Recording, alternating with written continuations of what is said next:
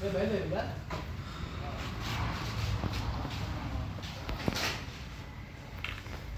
చుట్టూ ఆయన కొడుకు ఆయన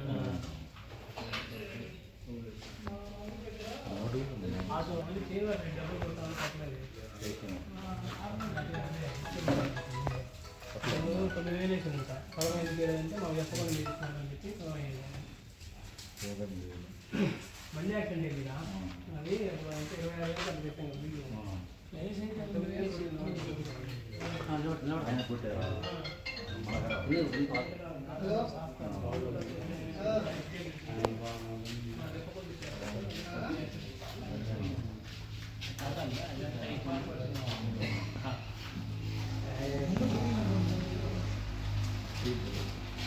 You want